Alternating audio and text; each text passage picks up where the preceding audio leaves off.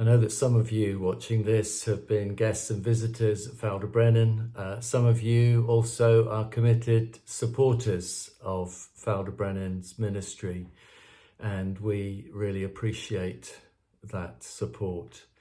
I want to share some news with you. Christina and I are away from Felder Brennan at the moment. That's because I'm awaiting surgery.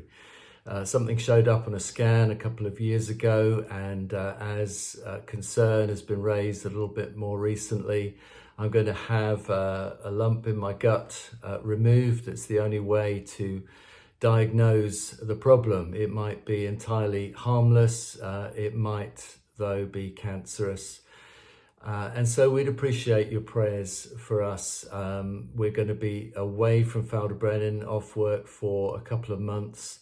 Appreciate prayer for supernatural healing, but if not, that the doctors would be guided and that there would be a successful outcome of that.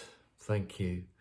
But please pray also for Felder Brennan. Felder Brennan continues as ever with a wonderful team, and we've had amazing and incredibly kind offers of help from various quarters. And so we're going to be absolutely fine in terms of Felder Brennan functioning day to day. And we're so grateful for everyone who's helping with that. But we'd appreciate also that you might pray for that ministry, for the team, for everything that happens, for those who are coming to help, that God's hand will be with them as well. So please pray.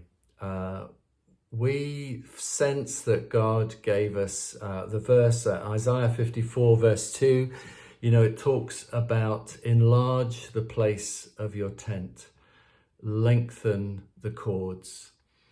And there is a real sense that this time is not a time of constriction, of just coping, but that this is somehow a God-given opportunity to stretch out, to reach out and allow God to do something different and new. So as you pray, please be expectant that God will do great things at Felder Brennan and through its ministry. So I happen to be filming this on Good Friday, and I'm just reminded that this weekend represents incredible contrasts and opposites, the grief, the apparent defeat, the sadness, the struggle of Good Friday, giving way to Sunday, a day of victory, a day of promise, a day of hope, a day of exuberant joy.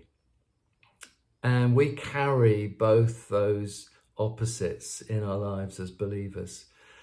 The background to the whole of God's story is one of battle, and we're in the midst of it. However, we're called to walk in peace. As I often say, the atmosphere of heaven is one of peace. And I want to encourage you today that although we live in a context of battle, and that we shouldn't be surprised that sometimes there's an onslaught, there's struggle, there are difficulties, there are challenges. Yet God has called us to walk in peace, to continue to love, to continue to serve, to continue to witness to his love and grace and glory. And as you do that, would you remember that although Psalm 23 refers to the table set before us in the presence of our enemies, yet at the end it talks about God's love and mercy, his covenant love pursuing us all our days. So please be encouraged, please pray for us, but let's continue together to trust in God's presence, his good shepherding of our lives.